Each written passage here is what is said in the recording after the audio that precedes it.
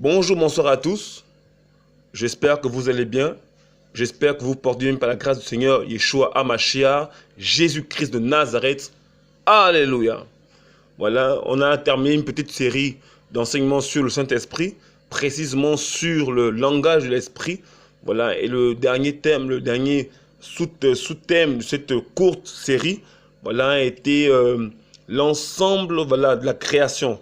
Voilà, il était question de pouvoir montrer comment le Seigneur s'exprime. On a vu qu'il s'exprime, il a son témoignage dans la nature. Voilà, on va prendre un passage rapidement dans Romains chapitre 1, à partir du verset 18. Car la colère d'Élohim se révèle du ciel contre toute impiété et toute injustice des humains qui retiennent la vérité dans l'injustice. Parce que ce qu'on peut connaître d'Élohim est manifeste parmi eux, car Élohim le leur a manifesté. Car ces choses invisibles, mais aussi sa puissance éternelle et sa divinité se voient clairement depuis la création du monde dans ces ouvrages quand on y réfléchit, pour qu'ils soient inexcusables. Parce qu'ayant connu Elohim, ils ne l'ont pas glorifié comme Elohim et ne lui ont pas rendu grâce, mais ils sont devenus vains dans leur raisonnement et leur cœur destitué d'intelligence a été couvert par la ténèbre. Donc effectivement, à travers ce passage, on a montré que la nature, l'environnement témoignent de la grandeur de l'existence d'Elohim. On l'a prouvé ensemble en fait que toutes ces théories qui ont été mises en place, la théorie de l'évolution, voilà, qui a été inventée par Charles Darwin, voilà, est une invention, voilà, pour pouvoir tromper, pour empêcher les humains de croire en Elohim véritable. Donc on a vu que c'était un langage de l'esprit pour rendre témoignage, voilà, de l'existence de Yeshua HaMashiach. Alléluia. Après on a parlé des humains dans le sens du témoignage. Voilà, on parlait des anciens, voilà, qui ont de l'expérience. Et par leur expérience, voilà, l'esprit peut aussi nous parler pour nous construire, pour nous bâtir et pour nous enseigner. Alléluia. Puis après, on a parlé des anges, que le Seigneur visite tout ça. On a parlé des animaux par lesquels le Seigneur peut parler. Voilà, et par-dessus tout, nous avons dit, voilà, vers la fin, j'ai beaucoup insisté dessus en disant qu'en fait, que quoi que nous puissions avoir des témoignages multiples à travers plusieurs éléments, voilà, de la nature, le témoignage véritable, c'est la Bible. Cela veut dire que tout ce que l'on voit dans la nature doit être en conformité avec ce qui est écrit. Et nous avons dit au sujet des anges, par exemple, que même si un ange vient nous parler, si ce que cet ange nous dit et n'est pas en conformité, en adéquation avec la parole d'Elohim, c'est un démon qui parle. Parce que les anges ne peuvent venir, par exemple, nous rendre témoignage de ce que l'Esprit a déjà donné. Regardez, je vais vous prendre un exemple simple. Regardez ce que Ésaïe dit dans Ésaïe chapitre 7. Nous allons prendre à partir du verset 10. Adonai parla à Araz en disant, demande pour toi un signe à Adonai, ton Elohim, soit dans les profondeurs du Sheol, soit dans les lieux les plus élevés. Araz répondit, je ne demanderai rien, je ne tenterai pas Adonai. Alors il dit, écoutez s'il vous plaît, maison de David, est-ce trop peu pour vous de lasser les hommes, que vous lassiez aussi mon Elohim? C'est pourquoi Adonai lui-même vous donnera un signe. Voici la Vierge deviendra enceinte, elle enfantera un fils, et il appellera son nom d'Immanuel. Vous voyez, non? Donc ici c'est Ésaïe, Yeshayahu qui se met à prophétiser et qui annonce, voilà, la venue de Yeshua. Voilà, il dit bien, je reprends verset 14, c'est pourquoi Adonai lui-même vous donnera un signe. Vous voyez, un signe. Voici la Vierge deviendra enceinte, elle enfantera un fils et appellera son nom d'Immanuel. Voilà. Donc on a ce premier témoignage de Yeshua, voilà, qui sera le Seigneur de gloire. Alors, nous allons prendre un autre passage, on va prendre Matthieu. Yeshua HaMashiach, le Seigneur de gloire, qui va naître. Voilà. Maintenant, prenons maintenant Matthieu, chapitre 1. Vous avez compris quelque chose? Merci Seigneur pour ton inspiration. Alors, la Bible déclare dans dans Matthéos, chapitre 1, à partir du verset 18. En la naissance de Yeshua Mashiach arriva de cette manière. Myriam, sa mère, ayant été fiancée à Yosef, se trouva l'ayant dans le ventre par l'Esprit Saint. avant qu'ils n'aient vécu ensemble. Mais Joseph, son époux, étant un homme juste, ne voulant pas l'exposer à une disgrâce publique, résolut de la répudier secrètement. Mais comme il y pensait, voici un ange du Seigneur lui apparut en rêve. On dit bien, un ange du Seigneur lui apparut en rêve et lui dit, Joseph, fils de David, n'aie pas peur de prendre avec toi Myriam, ta femme, car ce qui a été engendré en elle est de l'Esprit Saint. Elle enfantera un fils et tu lui appelles du nom de Yehoshua, car c'est lui qui sauvera son peuple de ses péchés. Mais tout cela arriva afin que fût accompli ce que le Seigneur avait annoncé par le prophète en disant, voyons, ce que le Seigneur a annoncé par le prophète en disant, voici la Vierge aura dans son ventre et enfantera un fils et il appellera du nom d'Immanuel. Ce qui interprétait est, elle est avec nous. Donc vous voyez que l'ange est venu annoncer à Myriam des choses que le Saint-Esprit avait dit par la bouche du prophète Yeshaya. Vous voyez que même les anges ne sont pas en désaccord avec l'ensemble des Écritures. Donc, ils ne font que dire des choses qui doivent s'accomplir selon la parole du Seigneur. Vous voyez un peu, frère et sœur. Donc c'est un démon, c'est un ange du ciel vient vous dire des choses qui sont en désaccord total avec l'ensemble de l'évangile, l'ensemble de la parole du Seigneur. C'est un démon qui vous parle. Alléluia. Voilà. Donc, et on avait effectivement expliqué qu'au-delà de tous les sons et visions qu'on peut avoir, prenons la Bible comme support pour connaître le langage de l'esprit. Alléluia. Alors, aujourd'hui, nous allons parler d'un sujet que j'ai envie de partager avec vous. Il est question des deux Adams. Les deux Adams. Alors, on va prendre un premier passage. Nous allons prendre deux passages. Prenons d'abord Romains chapitre 5 à partir du verset 12. C'est pourquoi comme par le moyen d'un seul être humain, le péché est entré dans le monde. Et par le moyen du péché, la mort. Et de même aussi la mort s'est étendue sur tous les humains, par lesquels tous péchèrent.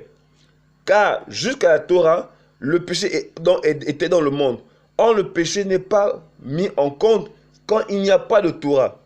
Mais la mort a régné jusqu'à Adam, depuis Adam plutôt, jusqu'à Moshe.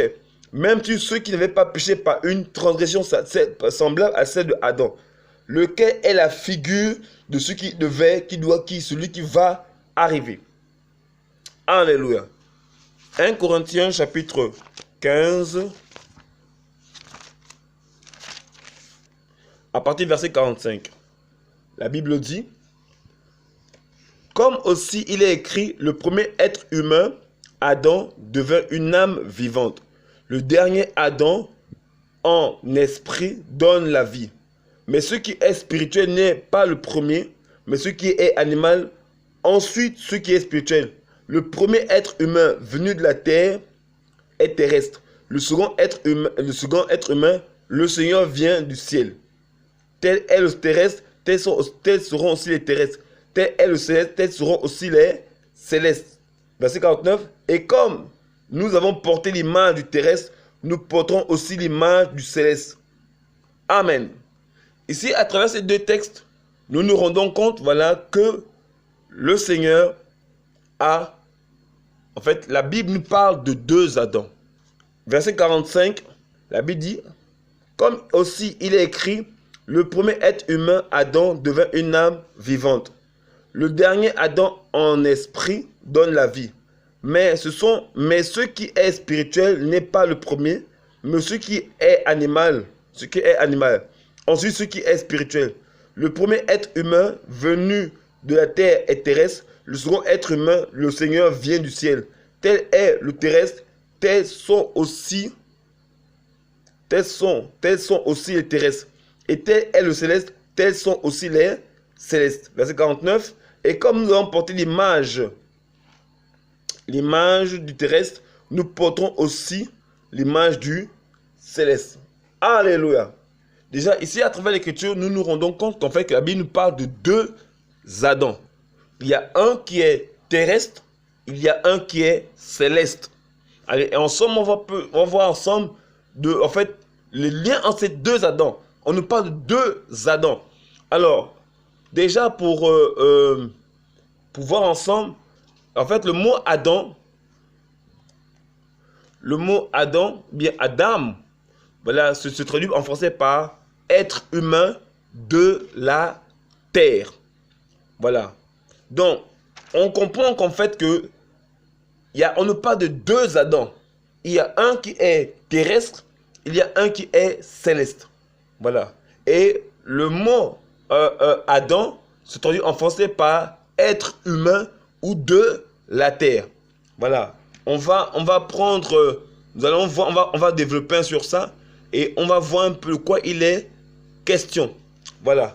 Alors, nous allons prendre Genèse chapitre 1.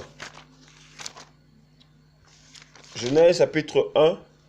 Nous allons prendre à partir du verset 24. Genèse chapitre 1, à partir du verset 24. Seigneur, je te remets toutes choses entre tes mains et je prie que par ton esprit tu me conduises, papa.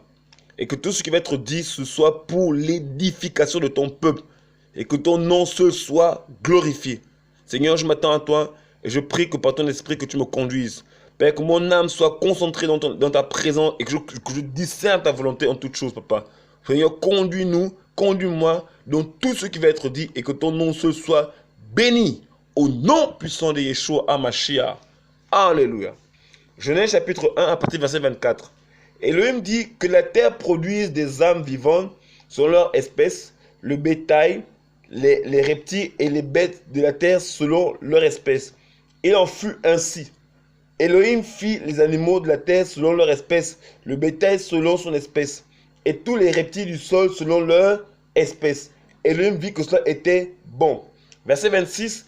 Elohim dit, faisons l'être humain à notre image, selon notre ressemblance, et qu'il domine sur les poissons de la mer, sur les oiseaux des cieux, sur le bétail, sur toute la terre, et sur tout reptile qui rampe sur la terre. Elohim créa l'être humain à son image, il le créa à l'image d'Elohim, il le créa mâle et femelle. Elohim les bénit, et Elohim leur dit, portez du fruit, multipliez-vous, remplissez la terre et assujettissez-la. Dominez sur le poisson de la mer, sur les oiseaux des cieux, sur toute bête qui rampe sur la terre. Et il me dit, voici, je vous donne toute terre portant de la semence qui est sur toute la face de la terre. Et tout arbre ayant en lui du fruit, d'arbre portant de la semence, ce sera votre nourriture. Donc on voit qu'ici que le Seigneur a pris 6 jours, voilà, 5 où il a créé la terre, les animaux, le sol, les plantes, les fruits, les arbres et consorts. Ensuite, après, au 6e jour, voilà, au 6e jour, la Bible dit que le Seigneur a créé l'être humain, Adam, qui créa l'être humain. Voilà. Et cet humain, en fait, quand on le lit, la Bible dit qu'il a été fait à l'image d'Elohim. Et je ne cesse de dire qu'en fait, quand on dit qu'il a été créé à l'image d'Elohim, ça veut dire que l'homme, c'est pas Elohim qui a des caractères humains, c'est l'être humain qui a des caractères divins. Voilà, parce qu'elle dit, faisons l'homme à notre image. Donc cela veut dire que si l'homme a des yeux, parce que Elohim a des yeux. Si l'homme a une bouche, parce que Elohim a une bouche. Si l'homme a des oreilles, parce que Elohim a des oreilles. Et ainsi de suite. Vous voyez un peu, donc l'homme a été tiré d'eux. Il a été tiré de Yeshua. Parce que lui qui est Elohim, il a été tiré d'Elohim. Donc il a été tiré de quelque part. Il n'a pas été créé dans le néant, mais il a été tiré à partir d'un modèle existant déjà. Alléluia. Waouh. Vous voyez un peu? Donc l'être humain a été tiré d'un modèle existant qui existait déjà. Donc avant que Adam soit créé, il y avait déjà un modèle qui existait. Puisque la Bible dit, faisons l'homme à notre image. Donc l'être humain a été fait à l'image du modèle véritable. Alléluia. Vous voyez un peu, frères et sœurs? Voilà. Vous voyez un peu? Donc on comprend ensemble que l'être humain a été fait à partir d'un modèle existant déjà. Vous voyez? Et qu'est-ce que la Bible dit, verset 26?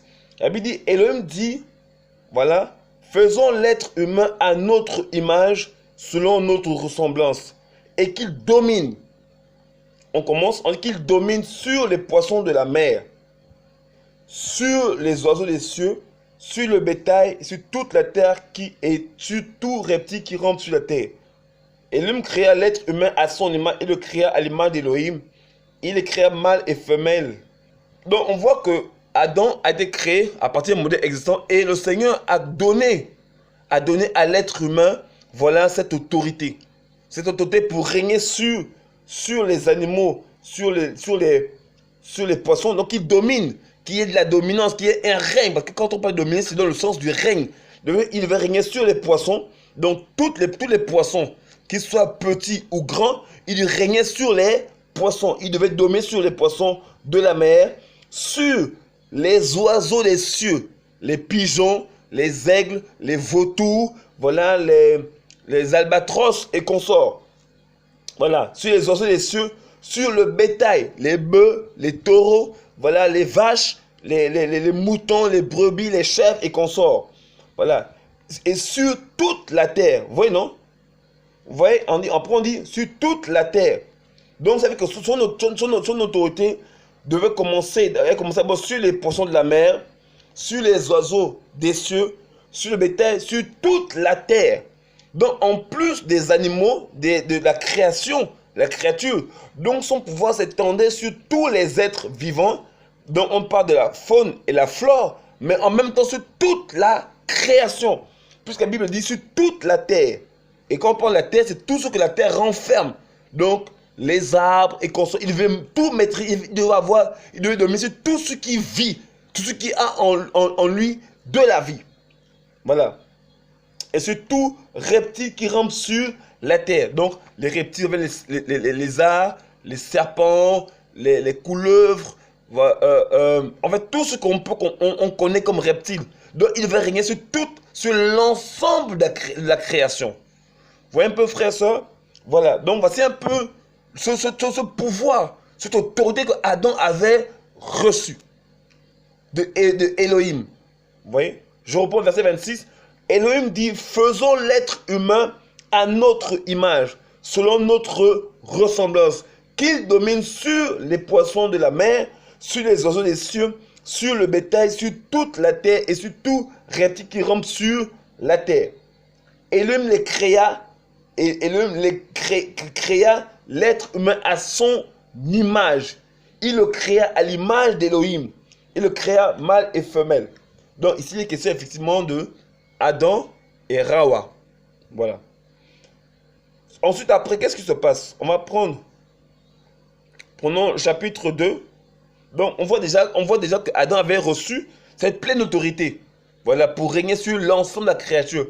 Donc, c'est que le Seigneur lui avait confié, donné son autorité, afin que par Adam, le règne d'Elohim s'exerce sur toute la terre habitée. Et Elohim, verset 28, Elohim les bénit. Donc, il a béni Adam et Rawa. Il est béni. Elohim leur dit, portez du fruit. Vous voyez, non? Donc, Adam devait donner du fruit. De toute façon, pas de soyez féconds.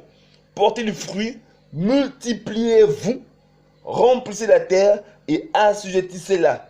Dominez sur. Donc, il revient encore, il insiste encore une deuxième fois. Dominez sur les poissons de la mer, sur les oiseaux des cieux, sur toute bête qui rampe sur la terre.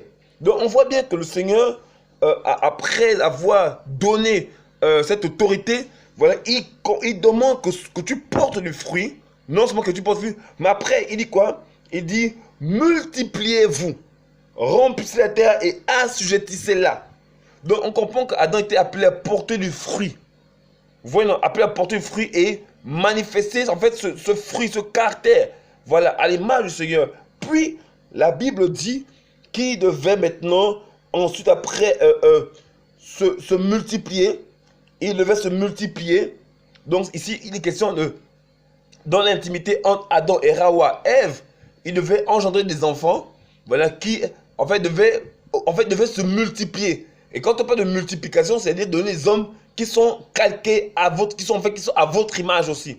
Vous voyez un peu, donc Adam devait donner des êtres humains à son image. Donc, issu de l'intimité entre Adam et elle, ce qui devait sortir à l'image de Adam, qui lui-même était à l'image d'Elohim. Vous voyez un peu? On continue. multipliez-vous, remplissez la terre. Donc, non seulement il devait reproduire d'autres êtres à son image. Ici, quand on parle de l'image, il n'est nullement question de la même ressemblance corporelle, les mêmes yeux, les mêmes couleurs, le même teint de peau. Non, il est question d'être en fait dans le modèle qui concerne, en fait, le modèle qui est Adam, par rapport à la corpulence physique et par rapport à l'image spirituelle. Parce que quand on parle de l'image, ici il y a deux aspects. Il y a l'image physique, voilà, comme on l'a vu tout à l'heure, que si Adam a des yeux, a des oreilles, a une bouche, parce que si on a. Vous voyez, non? Donc, il va voir que les êtres humains qui devaient sortir de Adam et de Hawa, Ève, devaient être à l'image physique de Adam. Puis, cette autre image, l'autre image qui n'est pas clairement expliquée, si mais on comprend quand on lit la parole du Seigneur, il est question de la nature d'Élohim. Parce que Élohim est saint. Regardez, je vais prendre un passage rapidement. Par exemple, dans Lévitique chapitre 11, verset 44, la Bible dit, car, verset 43 même, ne prenez pas vos âmes abominables par toutes ces choses grouillantes qui grouillent. Ne vous rendez pas impurs par elles et ne vous souillez pas par elles. Car je suis Adonai, votre Elohim. Vous vous sanctifierez et vous serez saints, car je suis saint. Vous voyez, donc la Bible nous dit que Elohim est saint. Donc quand le Seigneur dit faisons l'homme à notre image, le Seigneur a intégré dans cette image-là sa nature, donc sa sainteté. Donc Adam était aussi saint. Donc il était saint. Donc vous savez qu'il y avait cette image visible, physique, tangible, qui est la nature physique, le caractère physique. Voilà. Et ensuite il y avait cette image spirituelle qui est la sainteté d'Élohim. Voilà. Donc on voit effectivement que Adam a été créé à l'image d'Élohim. Voilà. Et ce même Adam, quand on est toujours dans le chapitre 1, voilà, il avait reçu du Seigneur l'autorité, il avait reçu du Seigneur le pouvoir non seulement se multiplier, ensuite remplir la terre. Ça veut dire que, comme ils ont donné des enfants, leurs enfants devaient donner naissance à des enfants, qui à leur tour devaient donner des enfants, qui à leur tour devaient donner des enfants, qui à leur tour devaient donner des enfants, et au fur et à mesure. Et comme l'espace où serait trop petit, serait étroit, il devait s'élargir, se répandre sur toute la terre, à partir d'un noyau, à partir d'une source, d'une base. Voilà. Donc, en se multipliant, il devait remplir la terre. Donc, les familles devaient s'élargir sur toute la terre habitée. Voilà. Ensuite, après, on dit remplissez la terre et assujettissez-la. Donc, ça veut dire que Adam avait reçu l'autorité, le pouvoir assujettir la terre. Ici, c'est imposer l'autorité qu'il avait reçue du Seigneur. Imposer l'ordre céleste. Imposer le royaume des cieux. Alléluia. Vous voyez un peu, frères et sœurs? Donc, Adam avait reçu cette pleine autorité du Seigneur qui devait exercer sur l'ensemble de la création. Alléluia. Voilà. Donc, Adam avait reçu cette autorité et il devait travailler dans ce sens-là. Prenons chapitre 2 à partir du verset 5. Il n'y avait encore sur la terre aucune plante des champs et aucune herbe des champs n'avait encore germé, car Adonai Elohim n'avait pas fait pleuvoir sur la terre et il n'y avait pas d'être humain pour travailler le sol, mais une vapeur montait de la terre et arrosait toute la face du sol. Adonai Elohim forma l'être humain de la poussière du sol. Et il souffla dans ses narines le souffle vivant. Et l'être humain devint une âme vivante. Vous voyez, frères et sœurs, Adonai Elohim planta un jardin en Éden, à l'Orient. Il y mit l'être humain qu'il avait formé. Adonai Elohim fit germer du sol tout arbre désirable à la vue et bon pour la nourriture, et l'arbre de vie au milieu du jardin, et l'arbre de la connaissance de ce qui est bon ou mauvais. Donc on voit bien que le Seigneur a façonner l'être humain. Donc il souffle un souffle de vie.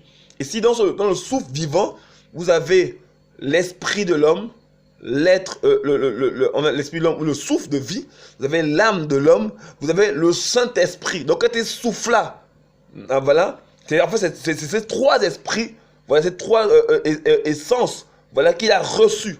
Voilà. Et l'être humain est devenu une âme vivante. Et le mot âme ici vient du mot hébreu nefesh, qui parle en fait d'une personne.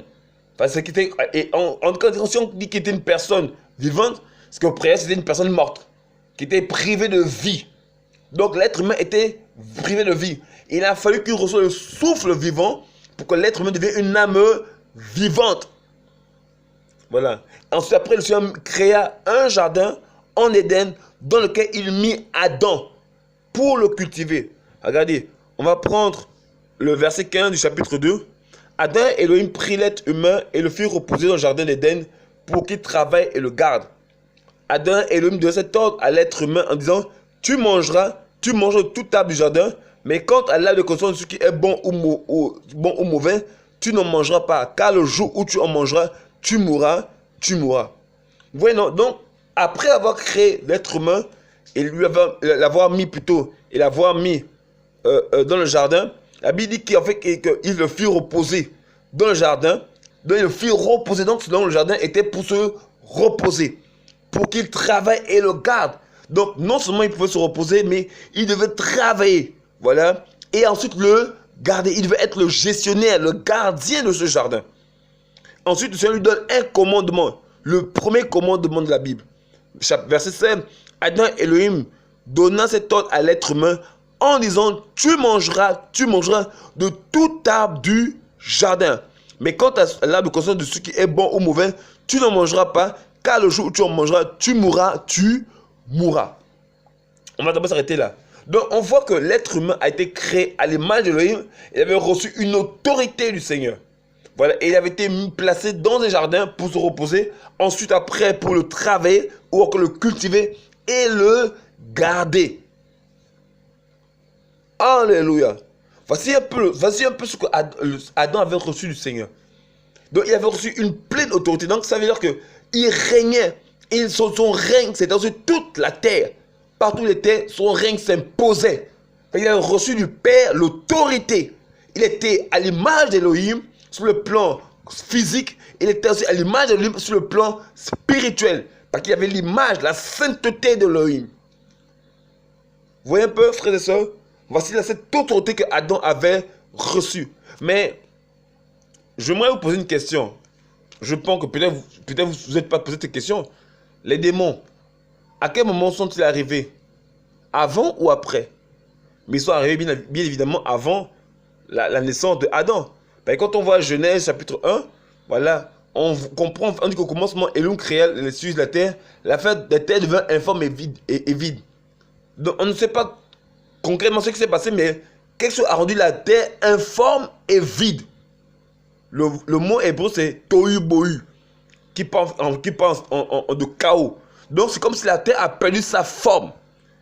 Voilà, et que les êtres, en fait, on pense, moi je pense, voilà, que c'est certainement la chute de l'ennemi qui a fait en sorte que que la terre devient informe et vide.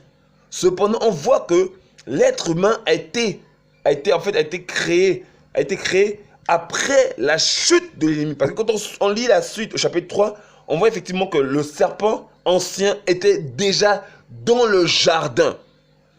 Donc s'il était dans le jardin, c'est qu'il a dû voir la création de l'être humain. Vous voyez un peu, frères et sœurs? Il a dû observer, il a dû voir la création de l'être humain. Alléluia. Vous voyez un peu, frères et sœurs? Voilà. Donc, quand Adam reçoit l'autorité de Elohim, l'ennemi est là. Regardez. Prenons un passage dans Apocalypse chapitre 12.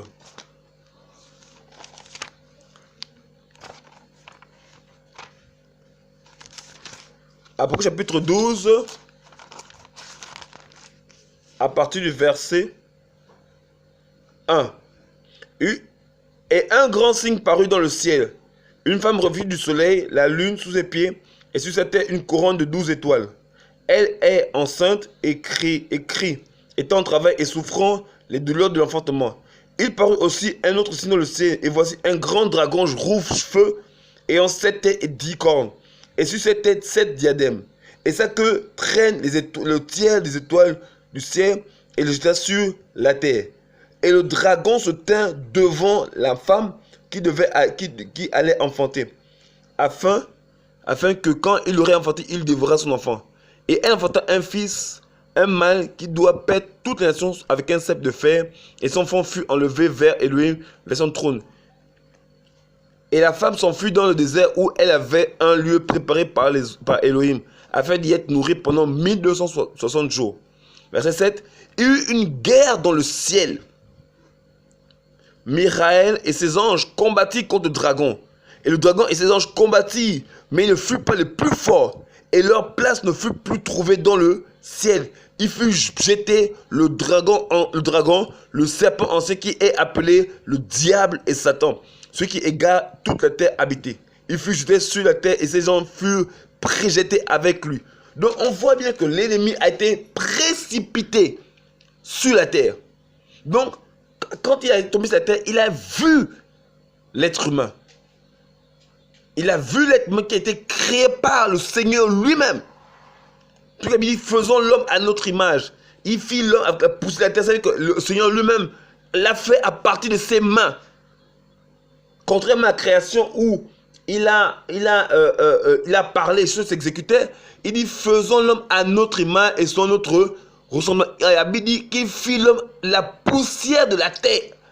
Donc certainement le Seigneur a mis de sa main dans la poussière et a formé l'être humain à son image. Waouh! Tel un sculpteur qui façonne son œuvre. Voilà. Donc quand l'ennemi est là, il voit Adam. Et il voit Adam recevoir toute l'autorité. Waouh! Mais vous voyez que quand il reçoit l'autorité s'exerce sur l'ensemble de la créature. L'ensemble de la créature visible, mais aussi invisible. Parce que le Seigneur a donné une autorité qui est spirituelle. Donc il dit, tu régneras sur toute la terre, sur les oiseaux des cieux, sur les poissons de la mer, les animaux des champs et sur toute la terre. Donc l'autorité que Adam reçoit de Elohim est une autorité qui s'exerce sur l'ensemble de la création. Sur tout ce qui vit sur la terre, y compris les démons. Donc l'autorité d'Adam devait s'exercer à la fois sur les êtres vivants et sur les créatures invisibles. Or, quand on regarde, regardez. Alléluia. Alléluia. Merci Seigneur. Frère, que le Seigneur nous encourage, qui nous éclaire. Regardez, chapitre 3, verset 1. Or, le serpent était le plus rusé de tous les animaux des champs que Adam et Elohim avait fait. Il dit à la femme, sûrement Elohim a dit, vous ne mangerez pas de tous les arbres du jardin. Et la femme répondit au serpent, nous mangeons des fruits des arbres du jardin, mais quant au fruit de l'arbre qui est au milieu du jardin, Elohim a dit, vous n'en mangerez pas, vous ne toucherez pas, de peur que vous ne mouriez. Mais le serpent dit à la femme, vous ne mourrez pas, vous ne mourrez pas. Mais Elohim sait que le jour où vous en mangerez, vos yeux seront ouverts et vous serez comme Elohim, connaissant ce qui est bon ou mauvais. La femme dit que l'arbre était bon pour la nourriture, qui était appétissant pour les yeux, et que l'arbre était désirable pour prospérer. Elle prit de son fruit et en mangea, et elle en donna aussi à son homme qui était auprès d'elle, et il en mangea. Les yeux de tous les deux s'ouvrirent. Ils surent qu'ils étaient nus. Ils cousaient ensemble des feuilles de figuier pour se faire des ceintures. Alors ils entendirent au vent du jour la voix de Adam Elohim qui se promenait dans le jardin. Et l'être humain et sa femme se cachaient loin de la face de Adonai Elohim, au milieu des arbres du jardin. Mais Adonai Elohim appela Adam et lui dit, où es-tu? Il dit, j'ai entendu ta voix dans le jardin, j'ai eu peur parce que je suis nu, je me suis caché. Et il me dit, qui t'a appris que tu es nu? Est-ce que tu as mangé de l'arbre dont je t'avais défendu de manger? Adam dit, la femme qu'avec moi tu as donné, elle m'a donné de l'arbre et j'en ai mangé. Et Adonai Elohim dit à la femme, pourquoi tu fais cela? La femme dit, le serpent m'a trompé et j'ai mangé. Alors Adonai Elohim dit au serpent, parce que tu as fait cela, tu es maudit dans tout le bétail et en tous les animaux des champs. Tu marcheras sur ton ventre et tu mangeras de la poussière tout le jour de ta vie. je mettrai inimitié entre toi et la femme, entre ta postérité et sa postérité. Il t'écrasera la tête et tu écraseras le talon. Voilà, donc on voit que l'ennemi, le diable, la Bible l'appelle le dragon, le serpent ancien appelle le diable et Satan. Vous voyez que cette créature maléfique, diabolique, voilà, méchante, était un serpent à l'origine. Plus que la Bible l'appelle le serpent ancien. Vous voyez un peu, frères et sœurs? Et il était dans une créature parmi les autres créatures. Plus qu'on dit, le verset 1 dit, or le serpent était le plus rusé de tous les animaux des champs. Donc il était Satan parmi les animaux des champs. Voilà, et c'était une créature parmi, bon, pas qu'il était une créature, mais il était en fait une créature au sens où il a été créé par Elohim Adonai, Yeshua. Voilà, il est tombé, il a été déchu de sa position et devenu un serpent. Vous voyez un peu? Et ce serpent-là, voilà, était parmi les autres animaux. Et quand le Seigneur dit à Adam que tu domineras sur les oiseaux des cieux, les poissons de la mer, les animaux des champs et tous les reptiles qui rampent sur la terre, il inclut le serpent. Quand on voit effectivement la caractéristique, il semble que au préalable, l'ennemi, le serpent ne rampait pas encore sur la terre. Pourquoi on dit que tu ramperas? Donc parmi toutes les créatures qui existaient, il y avait le serpent, mais c'était au moins une créature. Et l'autorité d'Adam s'exerçait sur toute la création. Waouh! Donc l'autorité d'Adam s'exerçait à la fois sur les créatures qui ont été créées par le Seigneur et les créatures qui n'étaient pas du Seigneur. Bien qu'ils étaient parmi les autres créatures, mais ils n'étaient pas du Seigneur. Vous voyez un peu, frère et soeur, même comme les créatures, il y a celles qui ont été créées par le Seigneur et il y a celles qui ne sont pas du Seigneur. Vous voyez un peu, frère et soeur? Alléluia. Voilà un peu, frères et sœurs. Donc, après, on voit que Adam, voilà, a péché contre le Seigneur. Vous voyez? A péché contre le Seigneur. Parce qu'il a mangé du fruit de l'arbre. La question de ce qui est bon ou mauvais. Oh, il avait reçu l'instruction précise du Seigneur de ne pas manger du fruit de l'arbre, conscience de ce qui est bon ou mauvais. Car le jour où tu mangeras, tu mourras, tu mourras. Il avait reçu cette injonction formelle, mais il a désobéi. Mais au préalable, Adam avait reçu cette autorité. Voilà, mais il a tout perdu le jour où il a mangé le fruit de la connaissance de ce qui est bon ou mauvais. Vous voyez un peu, frère et soeur, Adam a tout perdu. Or, quand on voit un peu, avant d'aller en profondeur d'abord au niveau du péché, revenons un peu sur la vision que le Seigneur avait donnée à Adam. Vous savez qu'Adam devait se multiplier, donner naissance à une race.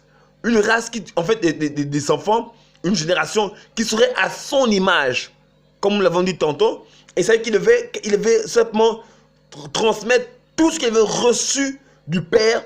Voilà, il devait le transmettre à ses enfants, qui eux, à leur tour, devaient le transmettre à leurs enfants de génération en génération. Donc, tout ce qui devait naître de Adam à cette époque, avant la chute, devait être à l'image de Adam, avec l'autorité du Père. Donc, Adam avait pour droit, pour devoir d'enseigner à ses enfants et à toutes les générations, voilà, ceux qu'il avait reçus du Père. Alléluia. Vous voyez, professeur, donc il devait faire les choses selon que le Seigneur le permettait. Voilà. C'est ce que le Seigneur avait demandé que les êtres humains, en fait, du moins, c'est Adam qui devait faire. Donc, l'être humain, qu'il soit fille comme homme, devait recevoir cette autorité, voilà, et il devait faire comme le Père Adam avait reçu du Père Céleste. L'autorité qu'il devait exercer sur l'ensemble de la création. Donc, il devait effectivement enseigner ses enfants. Alléluia. Mais comme on a vu tout à l'heure, Adam a péché.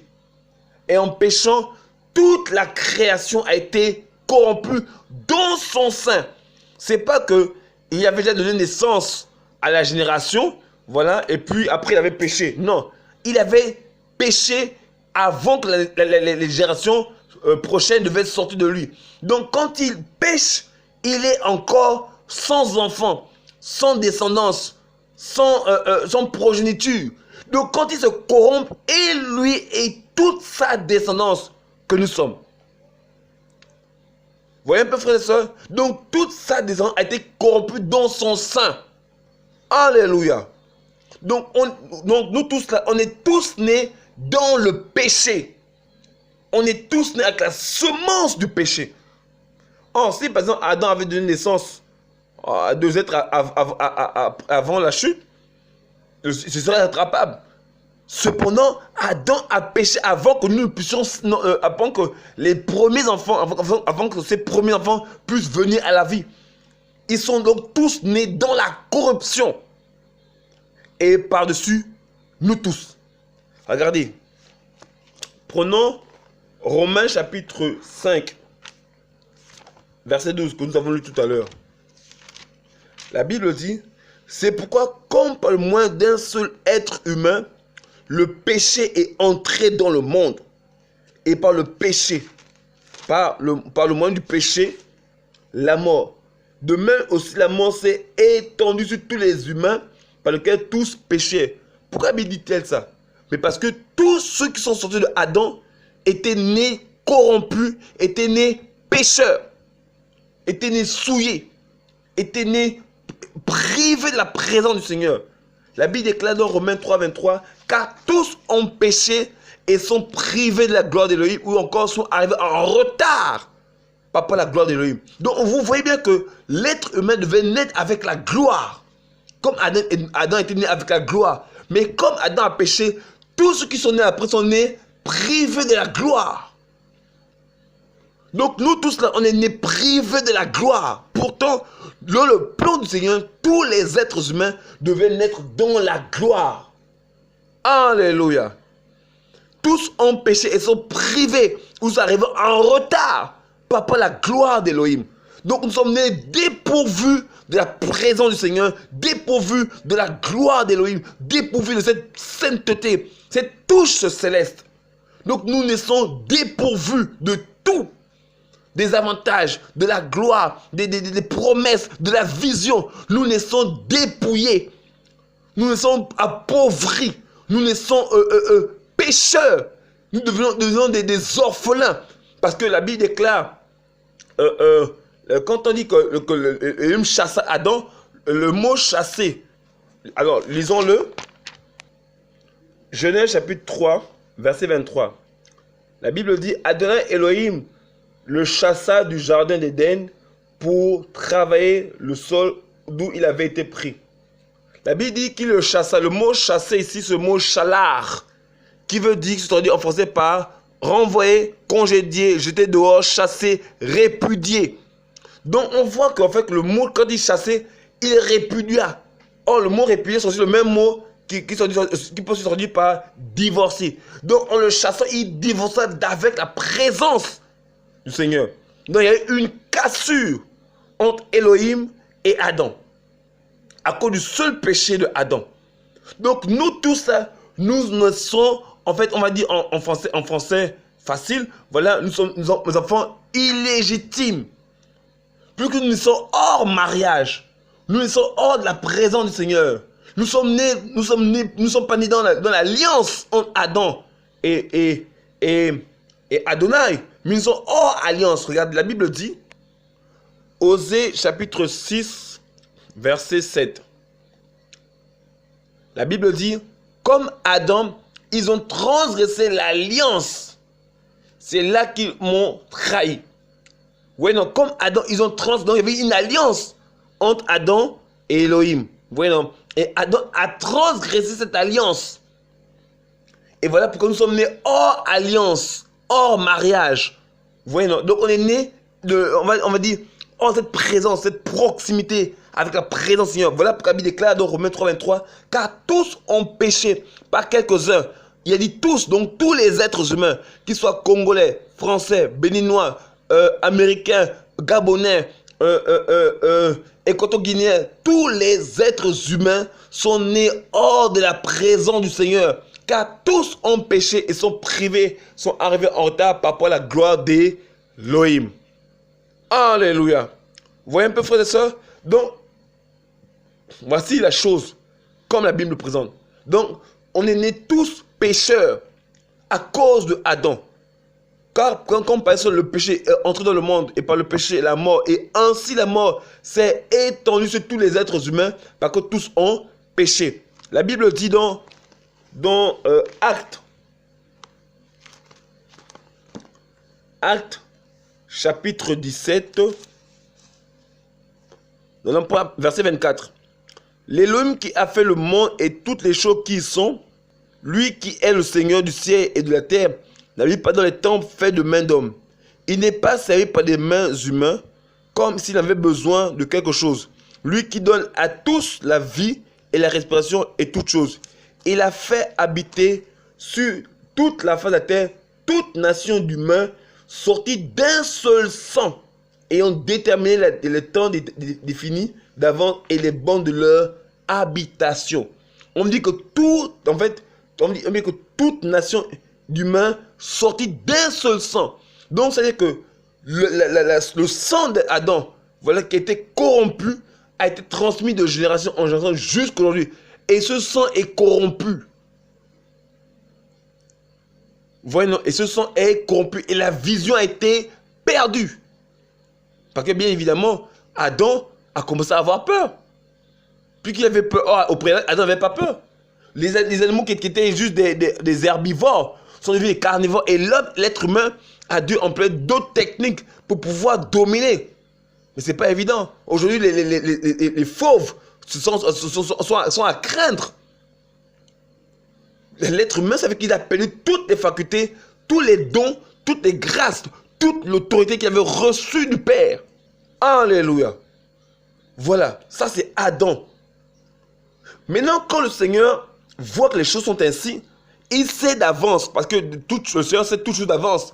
Il savait que Adam devait pécher. Dans ce cas, il suscite un deuxième Adam. Mais pourquoi il amène un deuxième Adam? Parce que ce deuxième Adam devait corriger toutes les erreurs du premier Adam. Tout ce que le premier Adam n'a pas pu faire, le deuxième Adam est venu pour corriger toutes les erreurs et rattraper ceux qui sont du Seigneur. Vous voyez peu, frères et sœurs? Voilà.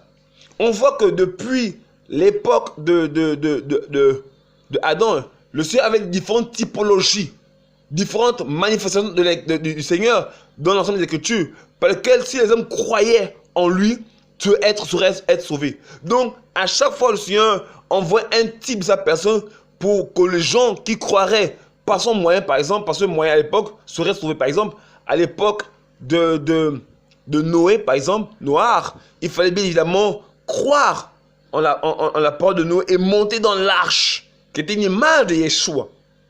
Mais malheureusement, seul Noé, Noir, sa femme et ses fils et ses belles-filles ont été agréables au Seigneur. Et par la suite, voilà, ont été préservés du jugement du Seigneur qui s'est abattu sur la terre pour détruire toute la race humaine corrompue. Donc, quand le deuxième Adam arrive, voilà, il vient, voilà, pour corriger tout ce que le premier Adam a fait. Mais on va voir ensemble que le deuxième Adam, si on parle de deuxième Adam, parce que, comme on l'a vu tout à l'heure au début, ce deuxième Adam, en fait, devrais-je plutôt dire, en fait, le premier Adam était fait à son image. Vous voyez, non? Le premier Adam était fait à l'image du deuxième Adam. Donc, le premier Adam était la copie, le deuxième Adam était l'original. Vous voyez un peu, frères et sœurs? Je répète, en fait, quand le deuxième Adam arrive, c'est pour corriger toutes les erreurs de la copie. Voilà. Regardez, prenons la Bible. Peut-être me direz, mais frère, qu'est-ce que tu racontes? Regardons ensemble. On prend Romains chapitre 5, verset 14. Mais la mort a régné depuis Adam jusqu'à Moshe, même sur ceux qui n'avaient pas péché par une transgression semblable à celle de Adam, lequel est la figure ou l'image de ceux qui devaient arriver. Donc Adam était une image, était une copie du vrai modèle. La Bible dit, faisons l'homme à notre image. voyez un peu? Donc il dit que Adam a été fait à l'image de quelqu'un qui existait depuis. En fait, Adam était l'image du vrai Adam qui était déjà dans le royaume des cieux. Waouh! Alléluia! Vous voyez un peu, frères et sœurs? Donc, Adam humain était l'image du vrai modèle, le vrai Adam qui était déjà dans le royaume des cieux. Alléluia! Donc, nous tous là, le vrai modèle se trouve dans le second Adam. Donc, tout ce que Adam fait, c'était que des copies. Le vrai modèle se trouve dans le second Adam. Regardons, reprenons le passage de 1 Corinthiens chapitre 15.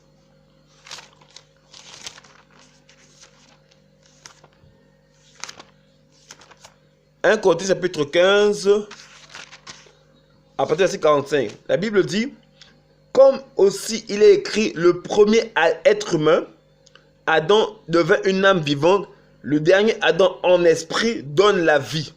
Celui qui est spirituel n'est pas le premier, mais ce qui est animal. Ensuite, ce qui est spirituel. Le premier être humain venu de la terre est terrestre. Le second être humain, le Seigneur, vient du ciel. Tel est le terrestre, tels sont aussi les terrestres. Tel est le céleste, tels sont aussi les célestes. Et comme nous avons porté l'image du terrestre, nous porterons aussi l'image du céleste. Vous voyez, non? Vous savez que dans l'ordre de parution, bien évidemment, le premier Adam est le premier. Mais dans l'existence, le premier, c'est le second Adam. Second, parce qu'il y a eu, dans l'ordre d'arrivée, il y a eu un premier Adam, celui de Genèse. Et le second Adam, c'est Yeshua. Donc, dans l'ordre de classement, l'ordre de parution, on nous parle du second Adam. Mais en fait, ce second Adam-là existe depuis l'éternité. Puis qu'Abi déclare, faisons l'homme à notre image. Ouh! Alléluia! Faisons l'homme à notre image. Donc Adam qui était dans Genèse est l'image de celui qui vient, de Yeshua, le second Adam. Voilà. Donc, si on fait cette comparaison entre les deux Adams, donc toutes les capacités que Adam humain, l'être humain, avait reçues, en fait, il avait reçu selon le modèle qui existait depuis. Donc, Adam physique, toutes les facultés, toute la puissance, l'autorité qu'il avait, ça avait été tiré du modèle qui existe depuis les cieux. Waouh! Vous voyez un peu, frères et sœurs? Donc, c'est dans le Seigneur, quand le Seigneur fait son œuvre, faut pas croire que le Seigneur s'est trompé. Il ne s'est pas trompé. Les choses sont précises et correctement organisées. Tout était prévu d'avance. Waouh! Merveilleux Saint-Esprit. Vous voyez qu'on a besoin du Saint-Esprit pour comprendre la parole du Seigneur. Sans lui, on ne peut pas la comprendre. Vous voyez un peu, frères et sœurs? Voici un peu le modèle. Regardez. Prenons Colossiens. Prenons Colossiens chapitre 1, verset 15. Que nous dit la Bible? La Bible dit, prenons Colossiens chapitre 1, on va prendre le verset 12. Rendons grâce au Père qui nous a rendus capables de voir par l'eau des saints dans la lumière, qui nous a délivrés de l'autorité de la ténèbre et nous a transportés dans le royaume du Fils de son amour, en qui nous avons la rédemption pour le monde de son sang, le pardon des péchés. Lequel, dans Yeshua, voilà, est l'image de l'Élohim invisible. Le premier de toute la création. Parce que c'est par lui qu'ont été créées toutes les choses qui sont dans les cieux et sur la terre, les visibles et les invisibles, soit les trônes, ou les seigneuries, ou les principautés, ou les puissances, toutes choses qui ont été créées par son moyen et pour lui. Donc on comprend ensemble que Yeshua, le second Adam, parce que le second Adam veut dire être humain. Donc il est normal que le second Adam soit aussi un être humain, sur le plan physique. Vous voyez un peu, c'est un plan physique. Voilà. Et ce être humain devait donner naissance à une génération. Mais avant ça, ce être humain, lui aussi, était à l'image d'Élohim. Pourquoi? On a vu dans Genèse que le premier Adam était à l'image d'Élohim. On a vu que l'image correspond premièrement à l'aspect physique, les yeux, la bouche, les oreilles et tout ce qui va avec. Voilà. Et bien évidemment sans les organes génitaux, parce que Elohim n'a pas besoin d'organes génitaux, parce que il n'a pas besoin de se multiplier. C'est l'être humain qui a besoin de se multiplier. Voilà. L'ancien n'en a pas besoin. Voilà. Mais il a été créé être humain. Voilà. Ensuite, après, il devait simplement avoir cette seconde image. Voilà. Cette deuxième image était maintenant la sainteté. Donc, l'ancien était aussi saint. Yeshua, homme, qui était être humain. Parce que quand on voit dans 1 Timothée chapitre 4, 1 Timothée chapitre 4, on va prendre à partir du verset 1. Non, 1 Timothée, excusez-moi, 1 Timothée chapitre 2. 1 Timothée chapitre 2 à partir du verset 1. J'exhorte donc avant toute chose à faire des requêtes, des prières, des supplications et des actions de grâce pour tous les humains, pour les rois et pour tous ceux qui sont constitués en dignité, avec que nous menions une vie paisible et tranquille en toute piété et dignité. Car cela est bon et agréable devant Elohim notre Sauveur, qui veut que tous les les humains soient sauvés et qui viennent à la connaissance précise et correcte de la vérité. Donc on dit bien, verset 5, car Elohim est un et le médiateur entre Elohim et les humains est un. L'humain Mashiach Yehoshua. Donc le second Adam était aussi humain. La preuve qu'il est issu, il est issu par la vertu du Saint-Esprit, le vent de Marie. Voilà, il a reçu un corps. Donc il était physiquement un humain aussi. Vous voyez un peu, frères et sœurs? Voilà. Et ce humain, comme le second Adam, comme le premier Adam qui était une copie du second, voilà, il devait aussi donner naissance à une génération. Parce que le premier Adam a échoué dans son plan. Il a échoué dans son plan. Alors le Seigneur décide de venir lui-même, le second Adam de venir lui-même et de mettre en place une nouvelle génération. La Bible dit, on a dit tout à l'heure dans 1 Corinthiens 15 que tel est le terrestre, tels seront aussi les terrestres. Tel est le ciel, tels aussi seront les célestes. Or, le terrestre donne naissance par le moyen de l'intimité. Voilà, c'est par le moyen de l'intimité entre un homme et une femme que les hommes naissent. Donc c'est ainsi que tous les êtres humains devaient naître. Mais le second Adam ne donne pas naissance ainsi. Parce que cette naissance est spirituelle. Regardez, 1 Corinthiens chapitre 15. 1 Corinthiens chapitre 15, à partir du verset 1. Verset 45 plutôt.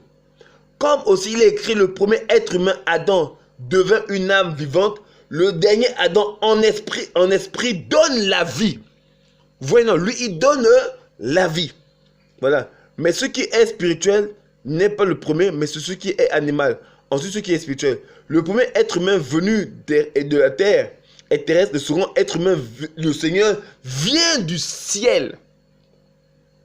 Tel est le terrestre, tels sont aussi les terrestres. Tel est le céleste, tels aussi seront les célestes. Donc on voit ensemble effectivement que le Seigneur donne la vie. Donc pour devenir aussi descendant, fils du second Adam, il faut recevoir, il faut que tu aies été engendré d'en haut. Donc il te faut aussi une naissance. De même qu'il y a fait une naissance physique pour que les humains viennent au monde, de même il faut une naissance spirituelle. Parce que le second Adam est spirituel. Alléluia. Donc pour devenir descendant du second Adam, il faut recevoir la descendance, il faut avoir été engendré spirituellement. Waouh. Vous voyez, non? Donc, on peut tous les humains sont nés d'Adam. Oui, c'est vrai. Par contre, on vient de la manière normale qui a été de Adam. Mais pour devenir enfant, fils, descendant du deuxième Adam, il faut une naissance spirituelle. Vous voyez un peu, frère et sœur? Et la naissance spirituelle, c'est la naissance d'en haut. Cette naissance, elle n'a rien à voir avec la sexualité. Il est question de la parole qui fait devenir enfant d'Élohim. Alléluia. voyez un peu, frères et sœurs? Regardez. La Bible déclare dans Jean chapitre 1, verset 1, 12 à 13. Mais à tous ceux qui l'ont reçu, à ceux qui croient en son nom, elle a donné le pouvoir de devenir enfants d'Élohim, lesquels sont nés. Vous voyez, non? Lesquels sont nés ni de la volonté de la chair, ni du sang, ni de l'homme, mais d'Élohim. Or, on va voir ensemble à travers l'écriture que les humains qui devaient naître en fait de Adam étaient fils d'Élohim. Adam était fils d'Élohim. Regardez. Luc chapitre 3. À partir du verset 37. De Métuchélar, de Ranok, de Yered, de Malalel, de Kenan, d'Enoch, de Seth, d'Adam, d'Élohim. D'autres versions disent qu'il est fils d'Élohim. Donc Adam était fils d'Élohim. Donc tous, quand on lit même depuis le verset 23, et Joshua avait environ 30 ans lorsqu'il commença étant comme pensait le fils de Yosef, fils d'Élie, fils de Mata, de Lévi, de Melchi, de Yana, de Yosef. Donc on voit que Yeshua était fils d'Élohim. Il était fils de Adam et fils d'Élohim. Donc Adam était fils d'Élohim. Ça c'est la naissance terrestre. Vous voyez un peu, frère et soeur? Maintenant, pour devenir fils d'Élohim, sur le deuxième Adam, il faut une naissance spirituelle. Or, je répète, le Jean chapitre 1, verset 13, verset 12. Mais à tous ceux qui l'ont reçu, à ceux qui croient en son nom, il leur a donné le pouvoir de devenir enfants d'Élohim, lesquels ont été engendrés non du sang. Vous voyez, non? Pour devenir enfants d'Élohim, ils sont engendrés non du sang.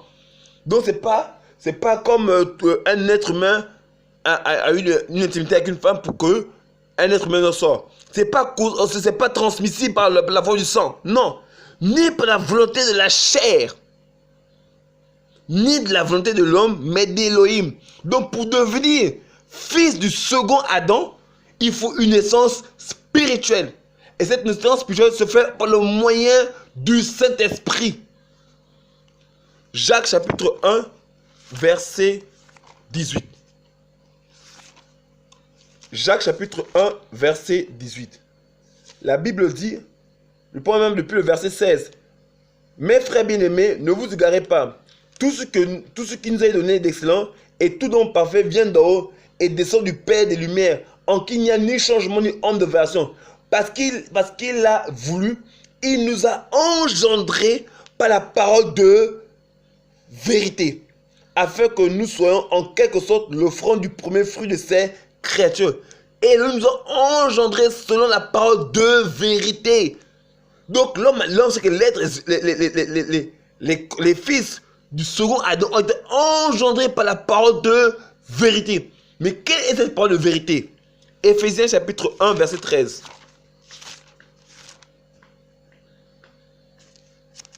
Éphésiens chapitre 1 plutôt, verset 13. Éphésiens chapitre 1, verset 13. En qui vous êtes aussi, après avoir entendu la parole de vérité, de la vérité, vous voyez, non? Je reprends verset 13. En qui vous êtes aussi, après avoir entendu la parole de la vérité, l'évangile de votre salut, en lui vous avez cru et vous avez été marqué du sceau du Saint-Esprit.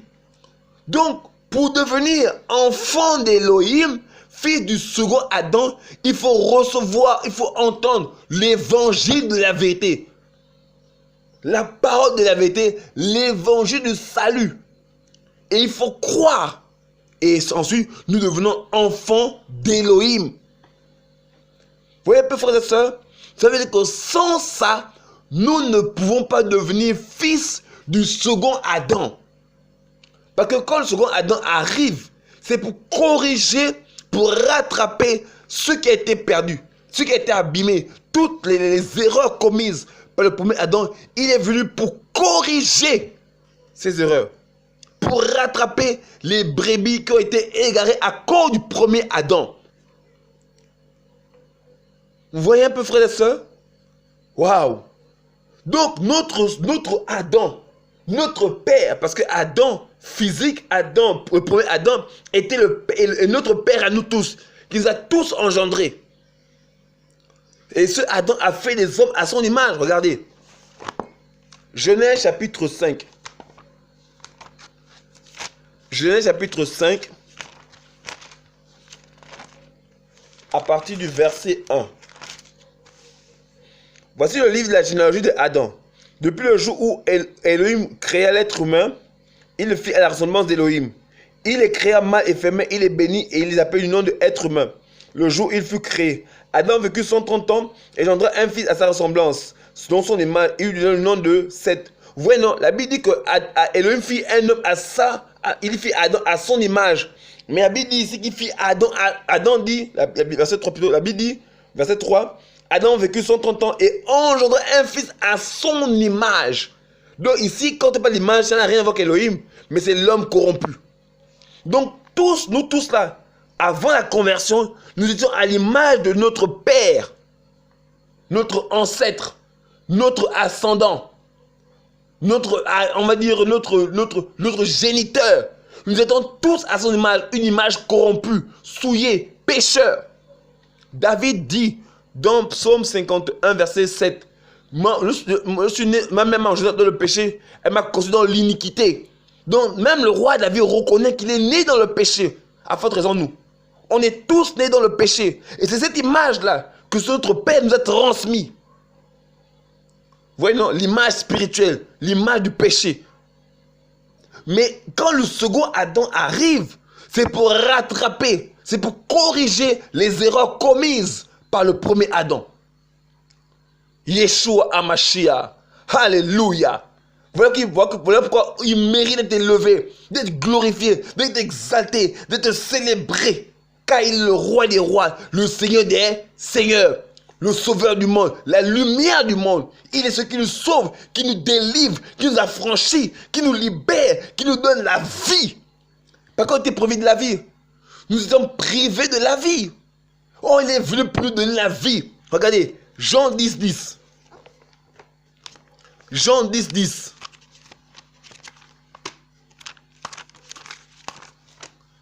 La Bible dit dans Jean chapitre 10, verset 10. Le voleur ne vient que pour voler, tuer et détruire. Moi, je suis venu afin qu'elles aient la vie et qu'elle est en abondance. Donc lui, il est venu pour nous donner la vie. Oh, vous savez qu'on était privés de la vie de céleste. Oh, lui, il est venu nous donner la vie à nous qui étions morts. Pas nos offenses, pas nos péchés, dans lesquels nous demeurons, selon Éphésiens chapitre 2, à partir du verset 1.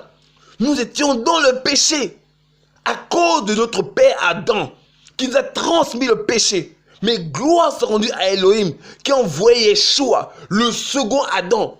Alléluia. Le second Adam, pour rattraper la génération perdue. Alléluia. Waouh. Et depuis des générations, le Seigneur n'a cessé d'envoyer sa parole pour sauver son peuple. Depuis les générations, il y a les gens qui ont cru en Elohim. Tout le monde n'a pas cru aux œuvres sataniques. On a cru en Elohim. Et jusqu'au jour où le Seigneur lui-même décide de venir en la personne de Yeshua. Vous voyez un peu, frère et soeur?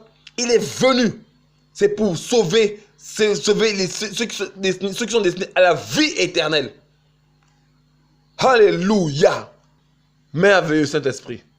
Donc quand il vient, c'est pour nous sauver, nous délivrer de la prison dans laquelle nous avons été mis. Parce qu'en péchant, nous sommes devenus prisonniers de Satan.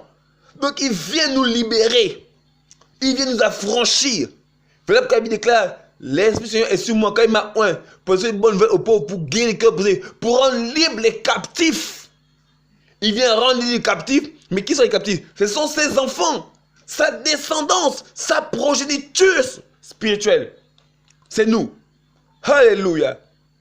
Donc il vient, c'est pour corriger, pour détruire les œuvres du diable. Yeshua HaMashiach, Jésus-Christ de Nazareth. Donc quand il vient, c'est pour confronter le diable. Pourquoi? Parce que le premier Adam a eu affaire au diable et il a échoué. Mais notre Seigneur est venu, c'est pour confronter le diable. Et il a vaincu le diable. Alléluia. Ouh. Alléluia.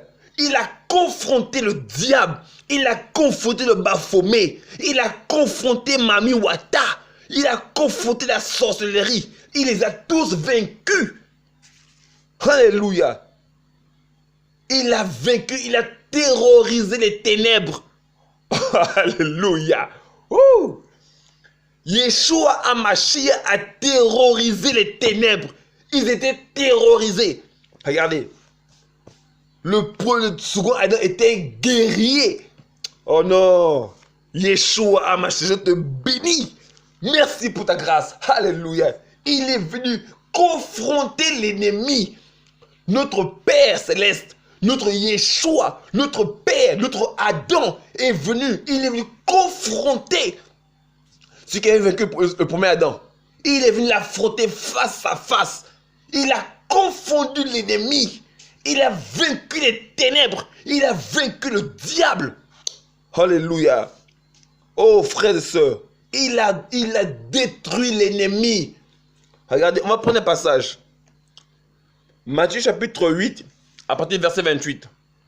Quand il fut passé de l'autre côté, dans le pays de Gergasien, deux démoniaques sortant des sépulcres vinrent le rencontrer.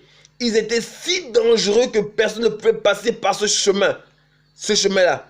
Verset 29. Et voici, ils s'écriaient en disant, qu'y a-t-il entre nous et toi, Yeshua, fils d'Élohim? Es-tu venu ici pour nous tourmenter avant le temps?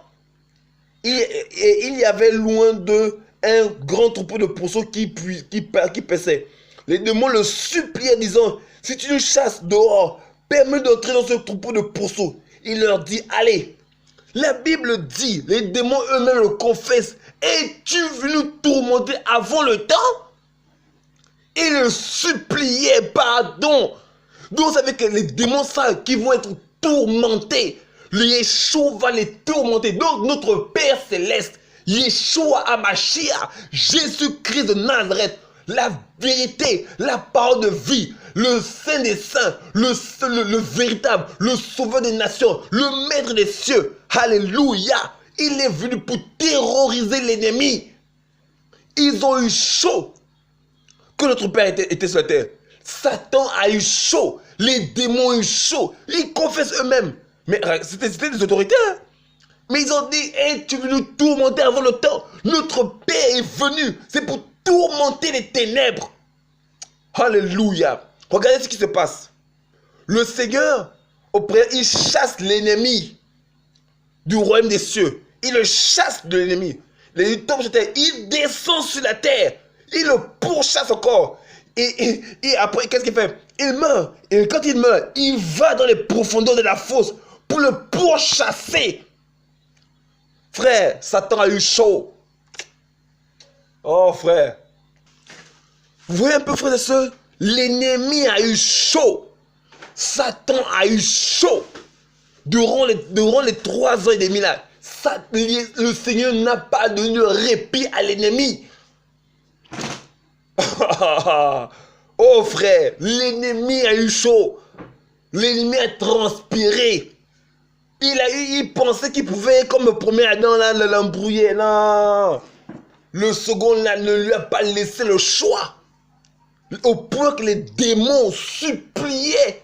Ils le suppliaient. Pardon. Si tu nous chasses, laisse-nous entrer dans les pourceaux. Vous voyez, les démons demandaient, supplier. Mais vous savez qu'ils ont rencontré le sauveur des nations. L'ennemi a tremblé. Il a tremblé, mon ami. L'ennemi a eu peur. Il était bousculé. Son royaume était secoué. Parce que le second Adam est venu. Alléluia. Merci Seigneur. Il est venu. C'est pour terroriser l'ennemi. Frère, j'aimerais t'encourager. Frère, si Yeshua a vaincu les ténèbres, qu'est-ce que les ténèbres peuvent te faire? Toi qui es fils d'Élohim. Alléluia. Alléluia. Merci pour ta grâce. Merci pour ta force, Seigneur Père. Vous savez, le Seigneur comprend maintenant hein, que de même que le second Adam a vaincu l'ennemi, comme le premier Adam, qui avait l'autorité, voilà, pour pouvoir dominer, mais qui a échoué, voilà. Quand le second Adam a vaincu, c'est pour nous montrer le modèle, que si j'ai vaincu l'ennemi, vous aussi, vous pouvez vaincre l'ennemi. Vous pouvez vaincre les démons. Vous pouvez vaincre la sorcellerie. Le Bouiti, les Bilombo, le Ndjembe, le Mouiri, le Mélan, le Koukoué, le Bafomé, Mamiwata. Nous pouvons les vaincre parce que notre maître, notre Seigneur, notre Sauveur, notre Elohim, le second Adam a vaincu Lucifer. Waouh! Vous voyez un peu, frère et soeur? Vous savez que voici le second Adam et en fait, Adam, en même temps, il est notre géniteur, mais en même temps, c'est le modèle. Et comme le premier modèle a échoué, c'est normal que toute la race qui vient après ont échoué. Mais le second n'a pas échoué. C'est normal que la progéniture suivante qui vient du second Adam ne peut pas échouer. Elle ne peut pas échouer parce qu'elle a vu le modèle vaincre. Elle a vu le modèle sortir victorieux. Elle a vu le modèle détruire les œuvres de Satan. La Bible déclare dans 1 Jean 3 que le Fils de Dieu est apparu afin de détruire les œuvres du diable. Alléluia. Donc Yeshua est venu, c'est pour détruire les œuvres de Satan. Frères et sœurs, frère, arrête de trembler. Arrête de te pouvoir t'agiter. Arrête d'avoir peur des démons, des sorciers. Parce que notre maître, notre Seigneur a vaincu Lucifer et toute l'armée des démons. Alléluia. Oh frères et sœurs, le second Adam, il a écrasé la tête de l'ennemi. Puisque la Bible déclare, regardez, revenons à la première prophétie de la Bible. Genèse 3,15. Genèse 3,15, la Bible dit, verset 14 même. Alors Adonai Elohim dit au serpent, parce que tu as fait cela, tu es maudit. Il est maudit, c'est un être maudit. Tu es maudit entre tout le bétail et entre tous les animaux des champs. Tu marcheras sur ton vent et tu mangeras de la poussière tous les jours de ta vie. Je mettrai inimitié entre toi et la femme, entre ta postérité et sa postérité. Il t'écrasera la tête et tu lui écraseras le talon. Vous voyez un peu? Il t'écrasera la tête. Frère, vous pensez que l'homme peut mentir? Mais l'homme ne peut pas mentir. Non. Ici, il y a plusieurs images. Quand on dit qu'il t'écrasera la tête, en fait, il va détruire l'autorité. Il a détruit l'autorité. N'oubliez pas que la parole que nous prêchons, elle est spirituelle. Il a détruit l'autorité. Donc le chef des ténèbres, le chef du monde des ténèbres a été vaincu. Les démons, les sorciers, tous ces êtres-là qui représentent la queue. La queue. Alléluia. Alléluia. Parce qu'il y a la tête et il y a la queue. Donc la queue, vous savez, quand tu coupes la tête à un serpent, la queue s'agite partout. Elle est dépaysée, elle est agitée, elle ne sait plus quoi faire parce que la tête a été écrasée. Et Yeshua a écrasé la tête de l'ennemi. Il a écrasé la tête de Lucifer, la tête de Satan. Il a écrasé la tête de la puissance de la sorcellerie. Mamiwata. Tout a été écrasé. Il a écrasé de sorte que, alléluia, qu'elle ne peut plus rien faire. Elle a été dépossédée de toute sa puissance, toute son autorité, toute sa force, toute sa gloire. Il a brisé la puissance de l'ennemi. Alléluia, regardez. Oh. Vous pensez que Yeshua est venu s'amuser? Il n'est pas venu s'amuser. Il n'est pas venu s'amuser, rire avec des grandes dents avec l'ennemi. Jamais. Prenons Colossiens. Colossiens chapitre 2, verset 14. Il a effacé l'acte dont les dogmes étaient contre nous et qui nous était contraire. Il les a entièrement abolis en le clouant à la croix. Il a dépouillé les principautés et les autorités. Et il a il les a exposés publiquement en spectacle en triomphant par la croix. Il a dépouillé Dépouiller, ça veut que tout, ça veut que on enlève, on enlève tout ce dans lequel il se réfugiait, toute sa force. Vous savez, le mot dépouiller en grec se dit apekduomai, qui veut dire se séparer de ce qui est sur soi, se défaire d'eux, dépouiller, désarmer. Donc il a désarmé l'ennemi. Il a enlevé tout ce qui était sur lui. Il a dépouillé, il a déshabillé l'ennemi de toute sa puissance. Waouh! Il a désarmé l'ennemi. La Bible, je reprends verset 15. Il a dépouillé les principautés et les autorités. Et les a exposés publiquement en spectacle. Donc c'était comment? Il a fait un spectacle. Il a dépouillé en spectacle devant les anges. Tout le monde a vu le dépouillement de Satan à la croix. Donc à la croix, il a exposé à la raillerie l'ennemi, à la moquerie. Où est maintenant ta force? Voilà pourquoi Paul va dire, oh mort, où est ton aiguillon? Alléluia. Wouh! Il est exposé à la moquerie. Parce que quand on parle d'expérience spectacle, ce que les gens voient, on se moque de toi. Donc ça veut dire que ce jour-là, l'ennemi a été exposé, a été dépouillé, a été désarmé, a été défait sa force, sa puissance, son autorité. Alléluia. Alléluia. Vous voyez un peu, frères et sœurs? Vous voyez que j'aime ce cantique qui dit, nous sommes le peuple élu. Alléluia. Le peuple élu. Nous avons été oints. Donc notre Père céleste, Yeshua Hamashiach, l'Élohim des cieux, quand il finit sa mission, il dit, Père, j'ai accompli l'œuvre. Alléluia. Ça c'est bon. En fait, maintenant que je comprends ce passage, en fait, quand le Seigneur le dit, il a rempli la mission. Il dit, Père, maintenant je peux rentrer à la maison. Il peut rentrer à la maison, la mission est accomplie. Regardons, Jean 17. Jean chapitre 17. À partir du verset 1. Ayant ainsi parlé, Yahushua leva les yeux au ciel et dit, Père, l'heure est venue. Glorifie ton Fils afin que ton Fils te glorifie, selon que tu lui as donné autorité sur toute chair, afin qu'il donne la vie éternelle à tous ceux que tu lui as donnés. Or, la vie éternelle, c'est qu'il te connaît toi le seul vrai et toi, le seul véritable Elohim et ce que tu as envoyé, Yahushua Mashiach. Je t'ai glorifié sur la terre. J'ai achevé l'œuvre que tu m'avais donnée à faire. Maintenant, glorifie-moi, toi, Père, auprès de toi-même, de la gloire que j'avais auprès de toi avant que le monde ne fût. Voyez un peu, frère et soeur. Donc, il dit, Père, maintenant je rentre à la maison, j'ai achevé l'œuvre. Mais quand il le dit, il sait qu'il a préparé une génération. Il a préparé une descendance, une progéniture. Alléluia. Qui va accomplir les œuvres du Père. Et c'était les premiers apôtres. Oh frère, les premiers apôtres ont fait ça dur à l'ennemi. Regardez. L'ennemi a eu chaud avec les premiers apôtres. Ils n'ont pas fait de pitié à l'ennemi. Je vous prends un passage, regardez.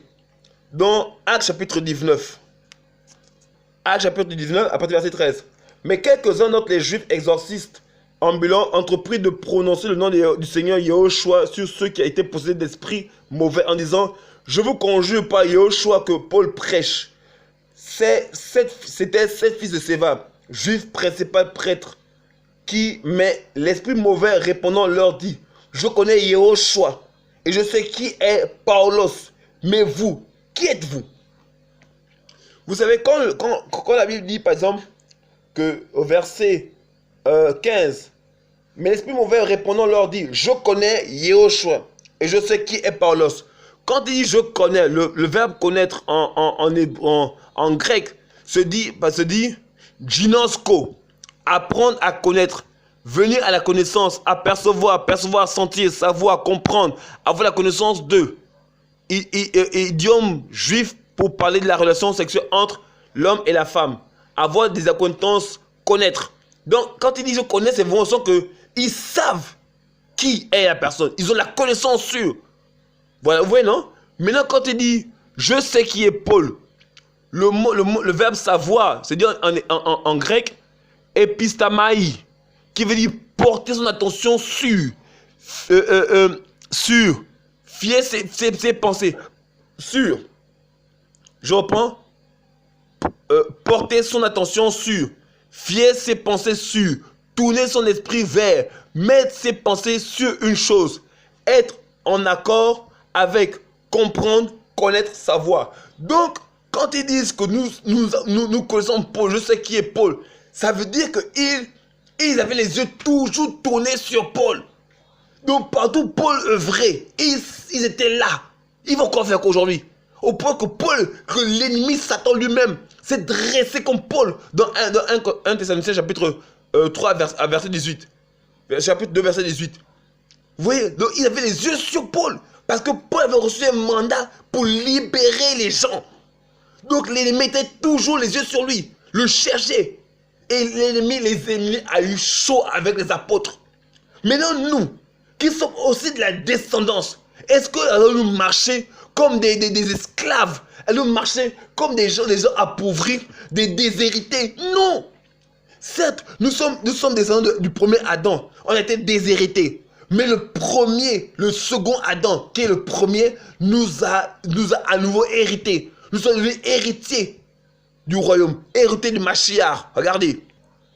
La Bible dit, par exemple, dans Romains chapitre 8, à partir du verset 15. Car vous n'avez pas reçu l'esprit d'esclavage pour être encore dans la crainte, mais vous avez reçu l'esprit d'adoption par lequel nous crions Abba, Père. L'esprit lui-même rend témoignage à notre esprit que nous sommes enfants d'Élohim. Or, si nous sommes enfants, nous sommes aussi héritiers.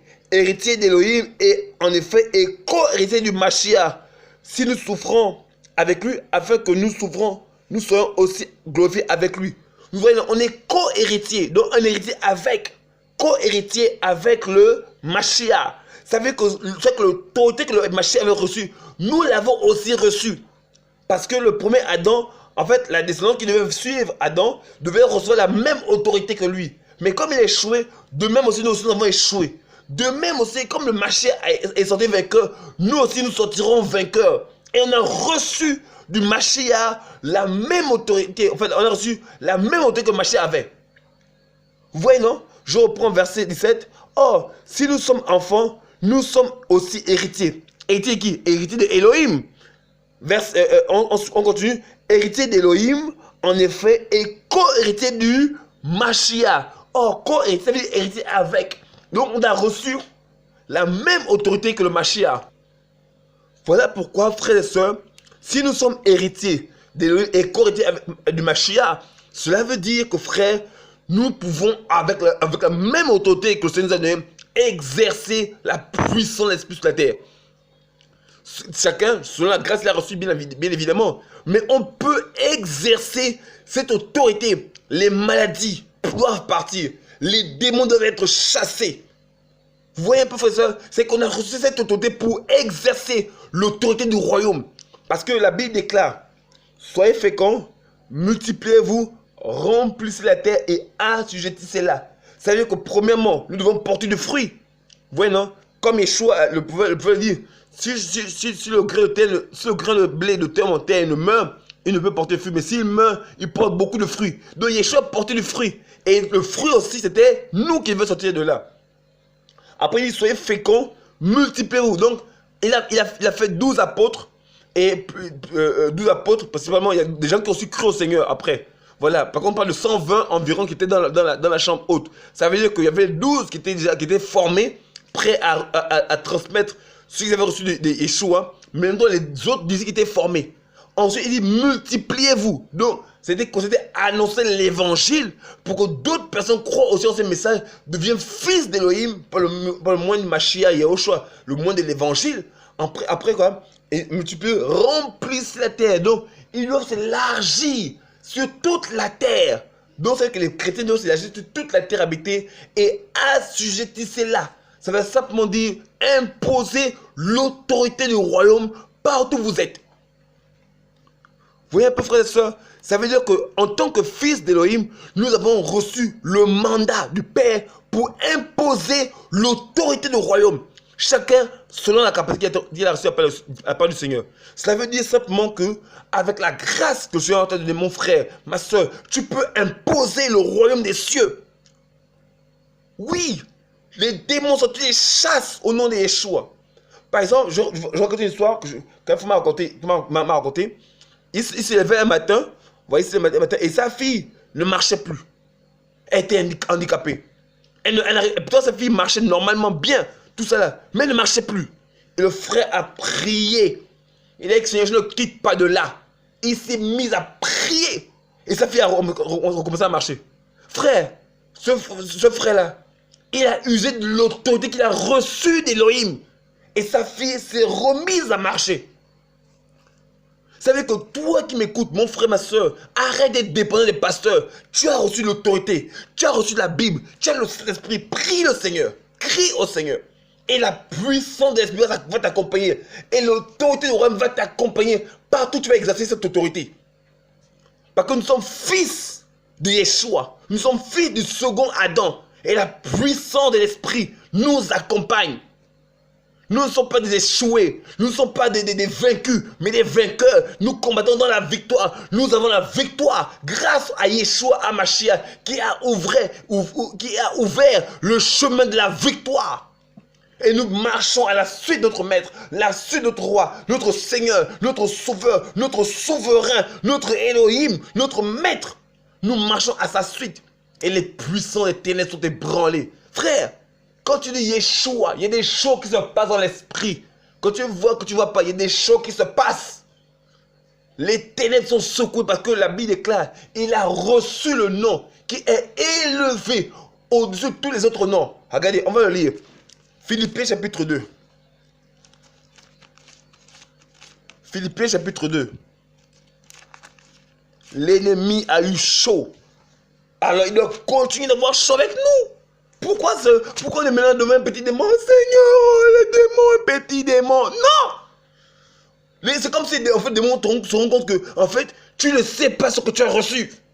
Voilà pourquoi les démons nous blaguent. Parce qu'ils savent que tu ne connais pas ton identité.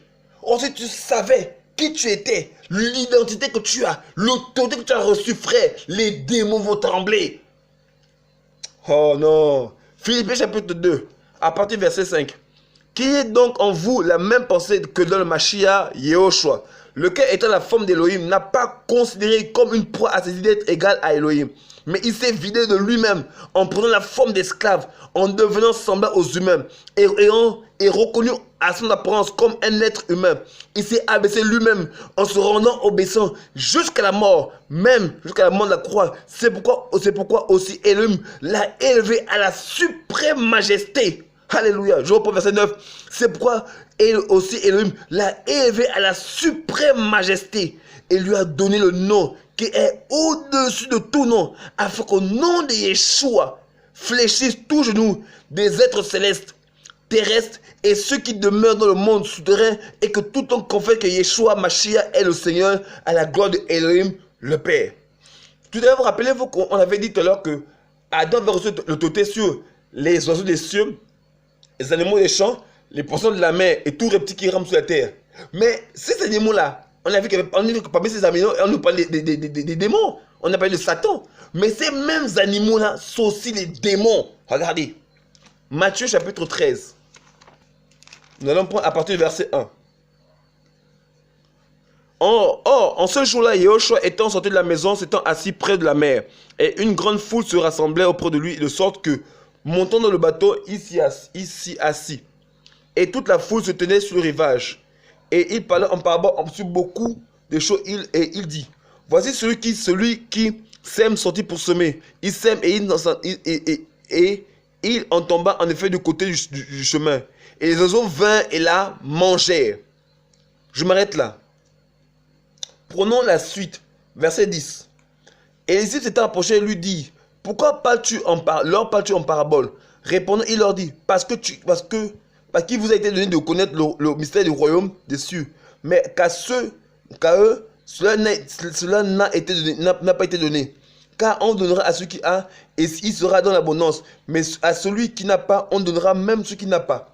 C'est pourquoi je parle en parabole, Parce qu'en voyant, ils ne voient pas. Et qu'en entendant, ils n'entendent pas, ils ne comprennent pas.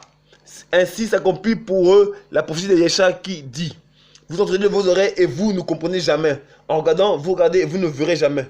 Car le cœur de ce peuple s'est engraissé et de leurs oreilles, ils ont entendu avec difficulté.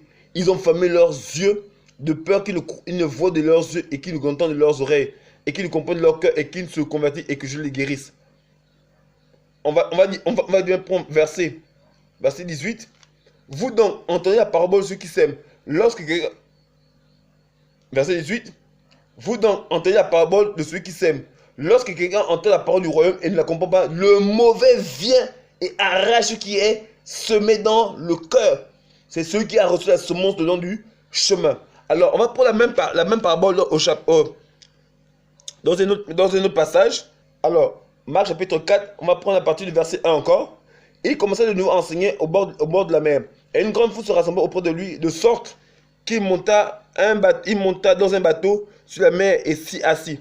Et toute la foule était à terre près de la mer. Il leur enseignait beaucoup de choses en parabole. Il leur disait dans son enseignement: écoutez, voici celui qui sème sortit pour semer. Et il arriva qu'en semant, la semence tomba en effet du côté du chemin, et les oiseaux du ciel vinrent et la mangèrent. Regardons ensemble l'interprétation. Alors, nous allons prendre à partir du verset 13. Et il leur dit: ne comprenez-vous donc pas cette parabole? Comment donc comprenez-vous toutes les paroles? Ceux qui sèment la parole. Ceux qui sont à côté du chemin, ce sont ceux en qui la parole est semée. Mais après qu'ils l'ont entendu, Satan vient immédiatement et enlève la parole qui a été semée dans leur cœur. Donc l'animal, l'oiseau qu'on a vu tout à l'heure, c'est Satan. Or, on a dit tout à l'heure que Adam avait l'autorité sur les oiseaux des cieux, les animaux des champs, les reptiles et les poissons de la mer. Or, et on a vu que parmi ces animaux, il y avait aussi l'ennemi. Mais au même temps, spirituellement, aujourd'hui, ces entités-là dont nous parlons, ce sont les démons.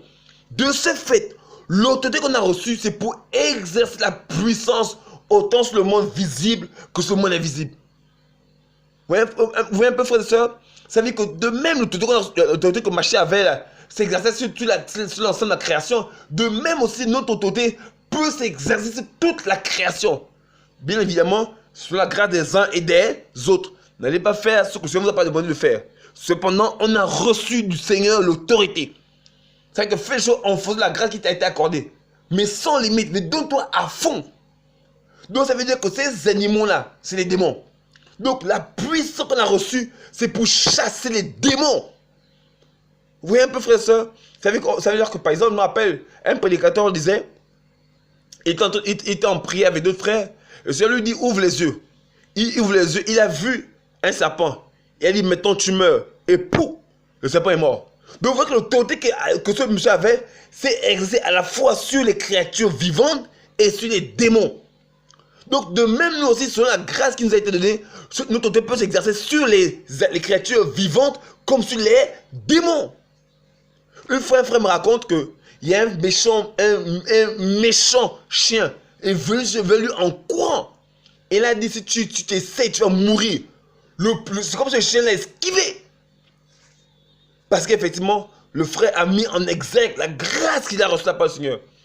Frère, si tu sens que tu as peur devant un chien, fais s'enfuir. Tu ne pêches pas. Vous voyez, non? Et même encore là, il faut faire très attention. Parce qu'en courant, tu peux glisser et puis ça peut finir mal.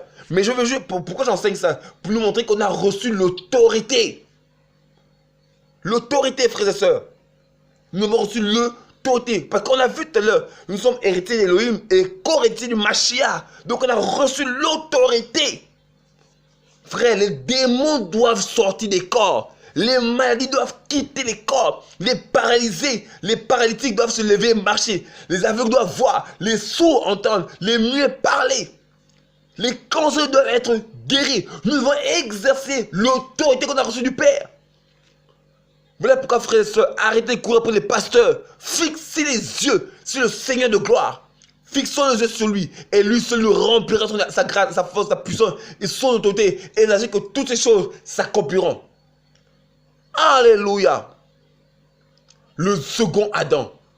Vous voyez que si le second Adam est sorti vainqueur, frère, c'est pas nous qui allons échouer. S'il est sorti vainqueur, c'est pour nous montrer que si j'ai été vainqueur, vous aussi, vous serez vainqueurs. Nous serons aussi vainqueurs. Alléluia.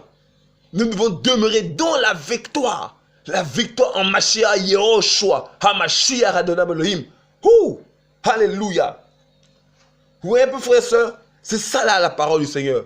Frère, je veux nous encourager ce soir. Frère, levons-nous, recommandons, prions pour nos familles, prions pour les frères et sœurs et exauçons la grâce que nous avons reçue. N'attends pas la bouche d'un pasteur, d'un prophète. Tu as été loin pour cela. Exerce la grâce qui t'a été donnée pour que le peuple du Seigneur soit guéri, délivré, franchi, libéré. Alléluia. Oh frère et sœurs, et vous voyez que le Seigneur est monté au ciel. Et les apôtres sont morts. Mais les apôtres sont morts, mais nous on est encore en vie. Et c'est par nous que je veux faire son œuvre. C'est à nous de nous disposer et que l'œuvre du Seigneur s'accomplisse dans nos vies. Alléluia. Oh frères et sœurs. Frères et sœurs, c'est ça la parole du Seigneur. C'est ça la parole du Seigneur, frère. On doit exercer, frère. Je prie, frère. Si tu es malade, quelle que soit la maladie que tu as, pose ta main là où tu es malade. Que tu sois paralytique, que tu sois aveugle, que tu sois sourd, muet, pose ta main sur ta tête ou l'endroit où tu as mal. Je prie et je te guérira. Seigneur, je prie en ton nom, Seigneur, parce que tu as donné l'autorité, Seigneur Père. Et je prie au nom de Yeshua HaMashiach, quelle que soit la maladie, qu'elle soit brisée, Seigneur, au nom de Yeshua HaMashiach, parce que tu es mort à la croix pour nos péchés. Père, par rapport à l'autorité du Fils, Père, nous l'exerçons dans la proportion de la foi que nous avons reçue de la part du Fils, Père. Papa, guéris cette personne, qu'elle soit paralytique, que Seigneur Père, si tu es paralytique, lève-toi et marche au nom de Yeshua. Si tu es aveugle, ouvre tes yeux. Si tu es mieux, ouvre ta langue, qu'elle se délivre maintenant. Voici la guérison au nom de Yeshua, Mashiach, de nom du Père. Merci pour la guérison. Père, tu es cancéreux, tu as une douleur au ventre. Au ventre, je souhaite te guérir au nom de Yeshua, Mashiach, de l'un Père. Tu as une douleur au dos. Cette douleur te lâche maintenant au nom de Yeshua, Mashiach, de l'un Père. Alléluia, Père. Tu as une douleur à la colonne vertébrale. Je souhaite te guérir maintenant au nom de Yeshua, Mashiach, de l'un Père. Alléluia. Père, je te prie que ton onction vienne sur tes enfants. Seigneur, tout enfant qui croit en ton nom, papa, qui est sous l'oppression démoniaque, je prie, Seigneur Père, que tu brises la pression démoniaque, papa. La pression démoniaque au nom puissant de Yeshua HaMashiach. Et s'il y a tout démon qui est derrière, papa, qui sont derrière, papa, sois chassé maintenant au nom puissant de Yeshua HaMashiach. Alléluia. Père, je prie que ton onction visite ton peuple, qu'ils soient restaurés en profondeur, Seigneur Père, au nom puissant de Yeshua HaMashiach, Adonai le Père. Alléluia. Oh Seigneur Père, béni sois-tu, Seigneur Père, pour ta grâce, pour ta force, pour ta puissance, pour ton autorité, Seigneur Père. Merci pour ta puissance, merci pour ta grâce, merci pour ton onction, merci pour ton autorité, merci de guérir de cette oreille qui était fermée, qui s'ouvre maintenant au nom puissant de Yeshua HaMashiach. Tu ouvres cette oreille, Seigneur Père. Cette oreille s'ouvre, Seigneur Père. Tu es paralytique. Tu te lèves maintenant au nom puissant de Yeshua HaMashiach. Alléluia. Merci, Seigneur, pour les guérisons. Et que toute la gloire soit rendue, Seigneur Père. Amen. Voilà, frères et sœurs, vous êtes guéris. Rendez gloire au Seigneur. Bénissez-le, glorifiez-le. Et si vous avez été guéri, vous comprenez que vous aussi, vous pouvez exercer la même chose. Il suffit simplement de pouvoir croire au Seigneur et mettre cela en pratique. Mais la base de la réussite, du service spirituel, du ministère, repose sur la sainteté. La Bible déclare dans Hébreux 12, 14, recherchez la paix avec tous et la sanctification sans laquelle personne ne verra le Seigneur. Donc vous comprenez, frères et sœurs, que la sainteté est obligatoire pour voir la main du Seigneur dans nos vies. Si tu vis dans le péché, repens-toi, convertis-toi et laisse Dieu transformer ton cœur. Mais pour le reste, allez-y à fond, sans que le Seigneur vous conduise. Alléluia. Voilà, soyez bénis, soyez encouragés, que le Seigneur vous fortifie. Alléluia. Amen.